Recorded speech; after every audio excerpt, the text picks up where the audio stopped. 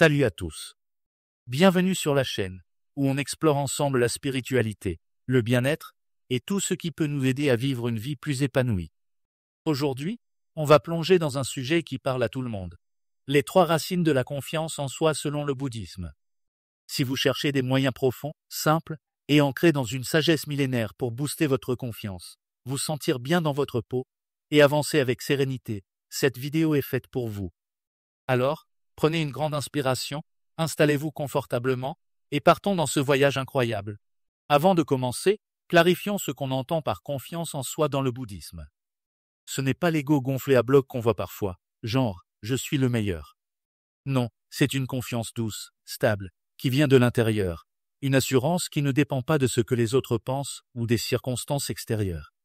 Les 3 racines, dont on va parler aujourd'hui, ce sont 3 piliers qui soutiennent cette confiance. La pleine conscience, la compassion et la sagesse. Ces racines sont tirées des enseignements bouddhistes, et elles sont accessibles à tout le monde, que vous soyez novice ou pratiquant chevronné. On va explorer chaque racine en détail. Ce qu'elle est, comment elle fonctionne, pourquoi elle renforce la confiance, et comment la cultiver dans votre vie. On parlera aussi des origines bouddhistes de ces idées, avec des références à des textes anciens et des pratiques concrètes pour les intégrer dans votre quotidien. Pas besoin d'être un expert, je vais tout expliquer comme si on discutait autour d'un café. Prêt à découvrir ces racines? Allons-y. Avant de plonger dans les 3 racines, prenons un moment pour poser le décor. Le bouddhisme, c'est une tradition qui a plus de 500 ans, née des enseignements du Bouddha Shakyamuni, un prince indien qui a tout laissé tomber pour chercher la vérité sur la souffrance et la liberté. À la base, il y a une idée super simple mais puissante. Beaucoup de nos problèmes, comme le manque de confiance en soi, viennent de notre esprit. Quand on se juge, qu'on se compare aux autres, ou qu'on s'accroche à des idées qui nous limitent, on crée nos propres obstacles. Mais le Bouddha n'a pas juste pointé le problème. Il a donné des outils pour transformer l'esprit et trouver une paix intérieure. Dans le bouddhisme, la confiance en soi, ce n'est pas se vanter ou chercher l'approbation des autres. C'est une assurance calme, profonde, qui vient de comprendre qui on est vraiment, au-delà des apparences, des échecs ou des réussites. Les textes bouddhistes, comme le Dhammapada ou le Sutra du Diamant, nous rappellent que tout commence dans l'esprit. Si on apprend à travailler avec notre esprit, on peut cultiver une confiance qui reste solide, même quand la vie nous secoue. Pourquoi est-ce qu'on manque souvent de confiance? D'un point de vue bouddhiste, c'est parce qu'on se laisse piéger par des pensées négatives « je ne suis pas assez bien, je vais échouer ». Ou parce qu'on s'accroche à une image de soi qui dépend de ce que les autres pensent, comme « je dois d'être parfait pour être aimé ». Ces schémas viennent de ce que le bouddhisme appelle l'ignorance, ne pas voir la réalité telle qu'elle est. Les 3 racines, la pleine conscience, la compassion et la sagesse, sont comme des outils pour déraciner cette ignorance, apaiser l'esprit et construire une confiance qui vient de l'intérieur. Voici un aperçu des 3 racines qu'on va explorer. 1. La pleine conscience. Observer l'esprit pour calmer l'autocritique et s'ancrer dans l'instant présent. 2. La compassion. Cultiver la bienveillance pour soi et les autres, pour apaiser les jugements et se sentir connecté. 3. La sagesse, comprendre l'impermanence et l'absence de soi pour se libérer des attachements qui minent la confiance. Ces racines, c'est comme les fondations d'un arbre. Elles nourrissent une confiance solide, capable de résister aux tempêtes de la vie. On va plonger dans chacune avec des explications, des pratiques concrètes et des idées pour les appliquer, même si vous avez un emploi du temps chargé. Prêt? On commence? On démarre avec la première racine, la pleine conscience. Si vous vous êtes déjà senti écrasé par des pensées comme « je ne suis pas à la hauteur » ou « je ne mérite pas ça », cette pratique va changer la donne. La pleine conscience, c'est l'art d'être pleinement présent, de regarder ce qui se passe dans votre tête sans vous laisser emporter par le tourbillon des pensées. Dans le bouddhisme, c'est une des clés pour comprendre comment fonctionne l'esprit, et c'est une base essentielle pour construire une confiance en soi solide. Pensez à votre esprit comme à un ciel. Parfois, il est clair et lumineux, parfois il est rempli de nuages sombres des doutes, des peurs, des jugements sur vous-même. La pleine conscience, c'est apprendre à voir ces nuages sans croire qu'ils sont le ciel lui-même. Quand on manque de confiance, on a tendance à s'identifier à ces pensées négatives. Je suis nul, je ne vais jamais y arriver. Avec la pleine conscience, on apprend à les voir comme des pensées passagères, pas comme la vérité absolue. Et ça libère énormément. Cette idée vient des enseignements du Bouddha, qui, il y a 500 ans en Inde, a montré comment observer l'esprit pour se libérer de la souffrance. Dans des textes comme l'Upanasati Sutta, il explique que la méditation sur le souffle, appelée Upanasati, est une porte vers la pleine conscience. Cette pratique a été transmise dans la tradition Theravada, mais elle est aussi présente dans le zen avec le zazen, ou dans le bouddhisme tibétain avec des méditations sur l'esprit. Aujourd'hui, elle inspire même des approches modernes comme la MBSR Mindfulness Based Stress Reduction, utilisée pour réduire le stress et renforcer l'estime de soi. La beauté de la pleine conscience, c'est qu'elle n'est pas réservée aux moines dans des temples. On peut la pratiquer partout en buvant un thé, en marchant dans la rue, ou même en faisant la vaisselle. C'est une façon de s'ancrer dans l'instant présent, là où les doutes et les jugements perdent leur pouvoir. Comment pratiquer la pleine conscience? Trouvez un coin tranquille, ça peut être chez vous, sur une chaise, ou dehors sous un arbre. Asseyez-vous confortablement, le dos droit mais pas crispé, comme si vous étiez alerte mais détendu. Posez vos mains sur vos genoux ou votre ventre, et si ça vous va, fermez les yeux ou laissez-les entrouverts avec un regard doux vers le sol. Commencez par porter attention à votre souffle.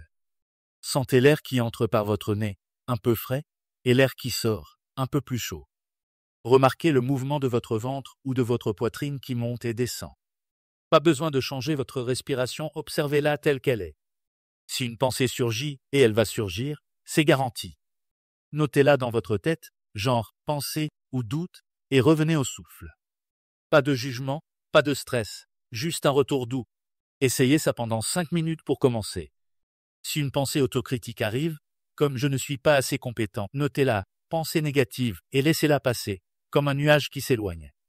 Vous pouvez même sourire légèrement pour vous rappeler de ne pas prendre ça trop au sérieux. Avec le temps, vous allez voir que ces pensées n'ont pas le pouvoir qu'on leur donne. Pour aller plus loin, pratiquez la pleine conscience dans votre quotidien. Par exemple, quand vous mangez, portez attention à chaque bouchée, le goût, la texture, la sensation. Quand vous marchez, sentez vos pieds toucher le sol, le rythme de vos pas. Ou quand vous parlez à quelqu'un, écoutez vraiment, sans laisser votre esprit vagabonder. Ces petits moments d'attention entraînent l'esprit à rester présent, ce qui construit une confiance stable. Pratique avancée si vous voulez approfondir. Essayez un scan corporel. Après 5 minutes de respiration, portez votre attention sur chaque partie de votre corps, les pieds, les jambes, le ventre, la poitrine, les épaules, la tête. À chaque expiration, relâchez toute tension dans cette zone, en notant les sensations sans juger. Ça aide à vous connecter à votre corps, qui est souvent un ancrage plus stable que l'esprit. Une autre pratique, inspirée du zen, c'est le juste s'asseoir, shikantaza. Asseyez-vous pendant 10 minutes, sans objectif précis, juste en observant tout ce qui se passe, son, sensations, pensées sans vous y accrocher. C'est une façon de cultiver une présence ouverte, qui renforce la confiance en votre capacité à être avec ce qui est. Vous pouvez aussi essayer la pleine conscience en mouvement, comme la marche méditative. Marchez lentement, en sentant chaque pas, chaque contact avec le sol. À chaque pas, dites dans votre tête « Je suis ici, je suis présent ». Ça ancre l'esprit et renforce une sensation de stabilité intérieure. Pourquoi ça renforce la confiance? Bon, pourquoi est-ce que la pleine conscience booste la confiance en soi? Parce qu'elle nous aide à voir que nos pensées négatives, celles qui nous font douter de nous, ne sont pas la réalité. Quand on observe l'esprit, on se rend compte que je suis nul ou je ne vais pas y arriver, ce ne sont que des pensées, comme des bulles qui éclatent. Ça nous libère de l'autocritique et nous ancre dans l'instant présent, où on peut agir avec clarté et assurance. Plus on pratique, plus on découvre une partie stable de nous, un calme intérieur qui ne dépend pas de ce qu'on accomplit ou de ce que les autres pensent. C'est une confiance qui vient de l'intérieur, pas des applaudissements extérieurs. Dans le bouddhisme, cette idée est ancrée dans des textes comme le Satipatthana Sutta, où le Bouddha explique comment observer le corps, les sensations, l'esprit et les phénomènes pour voir la réalité telle qu'elle est. Il disait qu'en étant attentif sans s'attacher, on commence à se libérer de la souffrance, y compris du manque de confiance. Cette pratique a été transmise à travers les siècles, depuis les monastères de l'Inde ancienne jusqu'aux centres de méditation modernes. Et elle est même étudiée en psychologie pour son effet sur l'estime de soi. Comment l'intégrer au quotidien? Pour que la pleine conscience devienne une habitude, commencez par 5 minutes de méditation sur le souffle chaque jour, le matin pour démarrer en douceur, ou le soir pour relâcher les tensions. Dans la journée, faites des pauses conscientes. Prenez 10 respirations avant un rendez-vous stressant, ou portez attention à une tâche simple, comme boire un verre d'eau. Vous pouvez aussi mettre une alarme sur votre téléphone pour vous rappeler de revenir à l'instant présent plusieurs fois par jour. Avec le temps, Vous allez sentir une confiance qui grandit, parce que vous ne serez plus balayé par chaque pensée négative. C'est comme entraîner un muscle. Plus vous pratiquez, plus ça devient naturel. Historiquement, la pleine conscience a été codifiée dans le canon Pali, il y a 500 ans, et s'est développée dans des traditions comme le Theravada, le Zen et le bouddhisme tibétain. Des figures comme le moine Ajahn Chah ont enseigné que l'attention au moment présent est la clé de la liberté. Aujourd'hui, des études scientifiques montrent que la pleine conscience réduit l'activation de l'amygdale, la partie du cerveau liée au stress, ce qui renforce l'estime de soi. Dans le yoga, des pratiques comme dhyana méditation cultivent une attention similaire. En psychologie moderne, la thérapie cognitive basée sur la pleine conscience utilise ces principes pour réduire l'anxiété. Même dans le stoïcisme, l'idée de se concentrer sur ce qu'on contrôle ressemble à la pleine conscience bouddhiste. On passe à la deuxième racine, la compassion, ou metta en pali. Si vous vous êtes déjà jugé durement genre « j'ai tout raté, je suis un loser », et cette racine va vous parler. La compassion, c'est cultiver une bienveillance inconditionnelle, d'abord pour vous-même, puis pour les autres. C'est comme poser une main douce sur votre cœur et dire « t'es ok, même avec tes défauts ». Cette pratique construit une confiance en soi qui ne repose pas sur la perfection, mais sur l'acceptation. Dans le bouddhisme, la compassion, ce n'est pas juste avoir pitié ou compatir. C'est un amour actif, une intention de souhaiter le bonheur à tous, y compris à soi-même. Quand on manque de confiance, on a souvent tendance à se critiquer, à se comparer, ou à se sentir isolé face à nos doutes. La compassion, c'est comme ouvrir une fenêtre pour laisser entrer de la lumière. Elle apaise les jugements durs et nous connecte aux autres, ce qui donne une assurance naturelle. Cette idée est centrale dans le bouddhisme Mahayana, où des figures comme Avalokiteshvara, le bodhisattva de la compassion, incarnent cette qualité. Mais même dans le Theravada, la méditation metta est une pratique clé pour apaiser l'esprit et dissoudre l'ego, qui est souvent à l'origine du manque de confiance. Historiquement, la compassion a été enseignée par le Bouddha et codifiée dans des textes comme le Metta Sutta, où il compare la bienveillance à l'amour d'une mère pour son enfant. Cette pratique a voyagé de l'Inde ancienne au monastère tibétain, et elle inspire aujourd'hui des approches comme la thérapie basée sur la compassion CFT. Comment pratiquer la compassion? Trouvez un endroit calme. Asseyez-vous confortablement, le dos droit mais relâché. Prenez quelques respirations pour vous poser, en sentant l'air entrer et sortir. Puis, portez votre attention sur votre cœur, imaginez une chaleur douce, comme une lumière qui rayonne à cet endroit. À chaque inspiration, inhalez cette énergie de bienveillance. À chaque expiration, envoyez-la à vous-même en disant dans votre tête « Que je sois en paix, que je sois heureux, que je sois confiant ». Passez quelques minutes sur vous-même, surtout si vous avez du mal à vous accepter. Si des pensées dures surgissent, comme « je ne mérite pas ça », revenez doucement à votre souffle et à l'intention de bienveillance. Ensuite, élargissez cette compassion. Pensez à quelqu'un que vous aimez, un ami, un parent et envoyez-lui « que tu sois en paix, que tu sois heureux ». Puis, passez à une personne neutre, un collègue, un voisin et faites pareil. Si vous vous sentez prêt, envoyez cette bienveillance à quelqu'un avec qui c'est compliqué, ou même à tous les êtres. Que tout le monde soit en paix. Pratiquez pendant 7 à 10 minutes. Si c'est nouveau, commencez par 5 minutes, en vous concentrant sur vous-même. Avec le temps, vous sentirez une chaleur intérieure qui remplace les jugements et renforce votre confiance. Pratique avancée est pour aller plus loin, essayez une méditation métastructurée. Divisez votre pratique en 4 étapes. 1 pour vous-même, 2 pour une personne aimée, 3 pour une personne neutre, 4 pour une personne difficile. Passez 2-3 minutes sur chaque étape, en répétant les phrases de bienveillance. Une autre pratique, inspirée du bouddhisme tibétain, est Tonglen. À chaque inspiration, inhalez la souffrance de quelqu'un, y compris la vôtre. À chaque expiration, envoyez du soulagement et de la paix. Ça renforce la compassion et dissout l'ego, qui mine souvent la confiance. Dans la vie quotidienne, pratiquez la compassion active. Offrez un sourire sincère, écoutez un ami sans juger, ou faites un petit geste de gentillesse, comme laisser passer quelqu'un dans une file. Ces actions plantent des graines de confiance, car elles vous connectent aux autres et à votre propre cœur. Pourquoi ça renforce la confiance? Ok, pourquoi la compassion booste la confiance? Parce qu'elle nous aide à arrêter de nous taper dessus. Quand on est bienveillant envers nous-mêmes, on se dit « Ok, je ne suis pas parfait, mais je mérite d'être en paix ».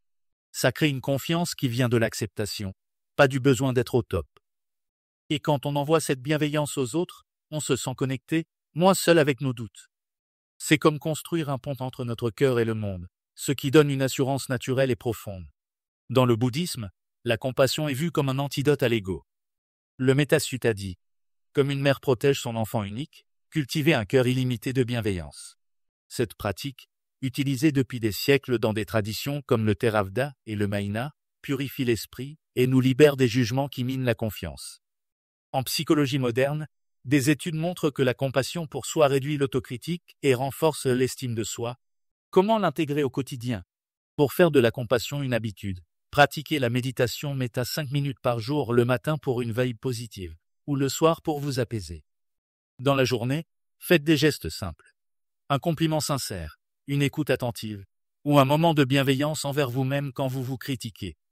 Vous pouvez aussi répéter une phrase de méta en respirant, comme « paix pour moi, paix pour tout », pendant une pause. Ces petits moments renforcent votre cœur et votre confiance, jour après jour. Historiquement, la compassion a été codifiée dans le canon Pali et développée dans le Mahayana avec des figures comme Avalokiteshvara, représentées dans le Sutra du Lotus. Dans le bouddhisme tibétain, des pratiques comme Tonglen ont approfondi cette idée, transmise par des maîtres comme Padmasambhava. Aujourd'hui, elle inspire des approches modernes, comme la thérapie basée sur la compassion. Dans le christianisme, l'amour du prochain ressemble à Metta. Dans le taoïsme, l'harmonie avec les autres évoque la compassion bouddhiste. En neurosciences, cultiver la bienveillance active des zones du cerveau liées à l'empathie, renforçant l'estime de soi. On arrive à la troisième racine, la sagesse. C'est la clé pour une confiance en soi profonde, qui ne s'effrite pas face aux doutes, aux échecs ou au jugement des autres. Dans le bouddhisme, la sagesse, c'est voir la réalité telle qu'elle est, avec deux idées centrales. L'impermanence manika, tout change. Rien ne dure et l'absence de soi anatta, il n'y a pas un moi fixe et permanent. Ces vérités peuvent sembler un peu abstraites au début, mais elles sont incroyablement libératrices quand on les intègre. Quand on manque de confiance, on s'accroche souvent à une image de soi « je dois être parfait »,« je dois plaire à tout le monde », ou on a peur de l'échec, comme si une erreur définissait notre valeur. La sagesse nous aide à voir que ces idées sont des illusions. Rien n'est permanent, pas même nos échecs ou nos succès. Et il n'y a pas un moi solide à défendre ou à prouver. En comprenant ça, on se libère du besoin d'être quelqu'un pour se sentir bien, et on trouve une confiance naturelle, fluide, qui ne dépend de rien d'extérieur. Ces idées remontent au Bouddha, qui les a enseignées il y a 200-500 ans en Inde. Dans des textes comme le Dhammapada, il dit « Tout ce qui naît doit cesser ». Dans le Sutra du Diamant, on lit « Laissez l'esprit reposer sans s'attacher à quoi que ce soit ». Ces vérités ont été développées dans le Mahayana par des penseurs comme Nagarjuna, et dans le bouddhisme tibétain par des pratiques comme le Dzogchen. Aujourd'hui, elles inspirent même la psychologie, avec des études montrant que comprendre l'impermanence réduit l'anxiété. Comment pratiquer la sagesse? Asseyez-vous dans un endroit calme, le dos droit, les épaules détendues. Prenez quelques respirations pour vous poser, en sentant l'air entrer et sortir. Puis, concentrez-vous sur l'impermanence. À chaque inspiration, pensez « tout change ». À chaque expiration, pensez « je laisse aller ». Visualisez une source de doute, une peur d'échouer, une comparaison avec quelqu'un ou une critique que vous vous faites. À chaque souffle, imaginez que cette idée se dissout, comme du sable qui s'écoule entre vos doigts. Dites dans votre tête « ce n'est pas permanent, je laisse aller ». Pour aller plus loin, explorez l'absence de soi. Pensez à une qualité ou un rôle que vous associez à vous, peut-être votre job, votre apparence ou une réussite. À chaque inspiration, demandez-vous « est-ce vraiment moi ? Est-ce permanent ?» À chaque expiration, laissez partir cette idée, en vous rappelant que vous êtes plus vaste qu'un rôle ou une image. Pratiquez pendant 7 à 10 minutes, en alternant entre l'impermanence et l'absence de soi. Pratique avancée pour approfondir l'impermanence, essayez une méditation d'observation. Prenez un objet, une fleur, une bougie ou un arbre dehors et observez-le pendant 5 minutes. Notez comment il change, même subtilement. Une feuille qui bouge, une lumière qui vacille. Puis, appliquez ça à vous-même. Vos pensées, vos émotions, votre corps, tout change. Cette pratique aide à intégrer l'impermanence dans votre esprit. Pour l'absence de soi, essayez une méditation zen. Asseyez-vous et posez-vous la question « Qui suis-je » Chaque fois qu'une réponse arrive « Je suis mon nom »,« Je suis mon travail », demandez « Est-ce vraiment moi ?» Laissez les réponses se dissoudre, jusqu'à ce que vous reposiez dans un espace ouvert, sans besoin de définir un moi. C'est une pratique puissante pour libérer la confiance des attaches de l'ego. Dans la vie quotidienne, pratiquez la sagesse en observant les changements autour de vous. Regardez un coucher de soleil, une saison qui passe, ou une conversation qui évolue. Notez comment tout est en mouvement. Pour l'absence de soi, quand vous vous sentez jugé ou en échec, demandez-vous, qui est-ce qui souffre? Est-ce vraiment un moi fixe? Ces réflexions, même brèves, plantent des graines de sagesse. Pourquoi ça renforce la confiance? Pourquoi la sagesse fait-elle des miracles pour la confiance? Parce qu'elle nous aide à lâcher prise sur les illusions qui nous emprisonnent. Quand on comprend que tout change, nos échecs, nos succès, les opinions des autres, on arrête de les prendre pour des vérités éternelles. Et quand on voit qu'il n'y a pas un moi fixe à défendre, on se libère du besoin de prouver quoi que ce soit.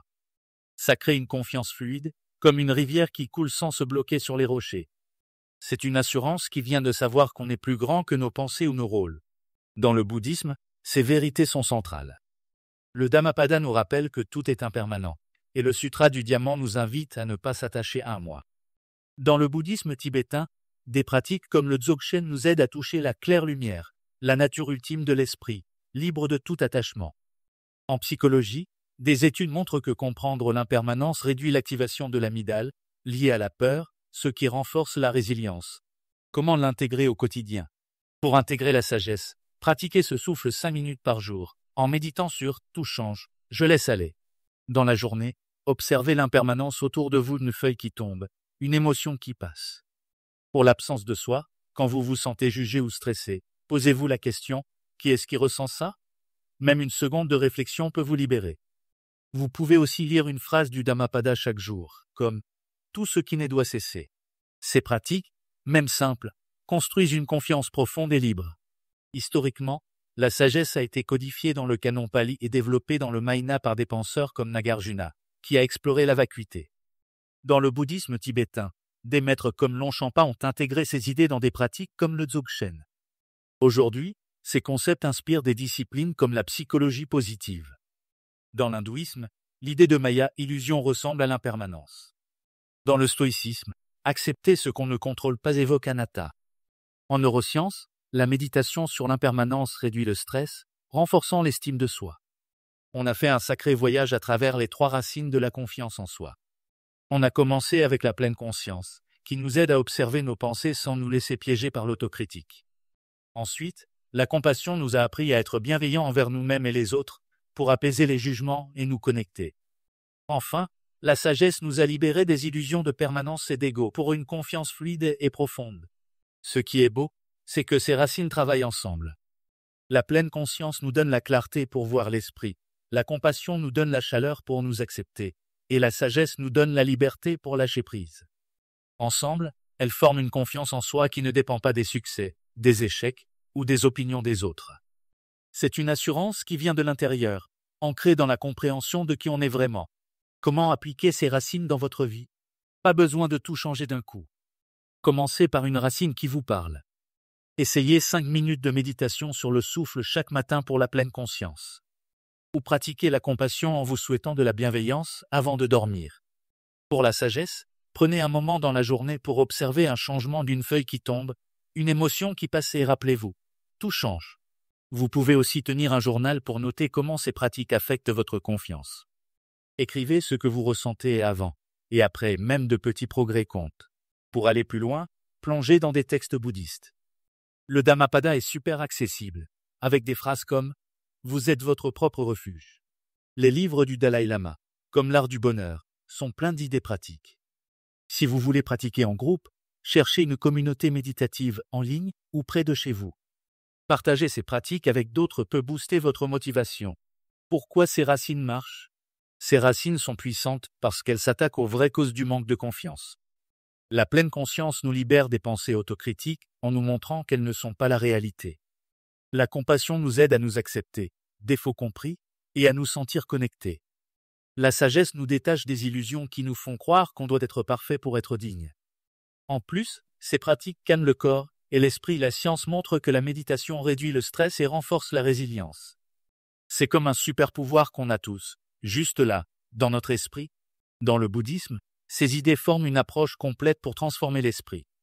La pleine conscience vient du Theravada, avec des pratiques comme Nasati et Vipassana. La compassion est centrale dans le Mahayana, avec Metta et l'idéal du Bodhisattva. La sagesse, avec l'impermanence et l'absence de soi, traverse toutes les écoles, du zen au bouddhisme tibétain.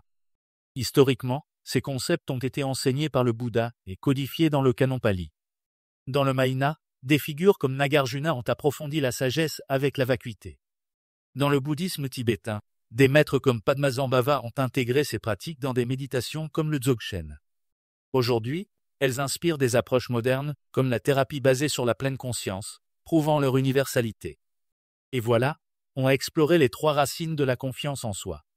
J'espère que vous repartez avec des outils concrets pour cultiver une assurance douce et profonde. Le bouddhisme, c'est une invitation à travailler avec votre esprit, à trouver une confiance qui ne vacille pas, quoi qu'il arrive. Si cette vidéo vous a inspiré, donnez un pouce bleu, abonnez-vous, et activez la cloche pour ne pas rater les prochaines. Laissez un commentaire pour partager quelle racine vous allez essayer, ou si vous voulez qu'on explore d'autres pratiques bouddhistes. Merci d'avoir regardé, prenez soin de vous, et à très bientôt.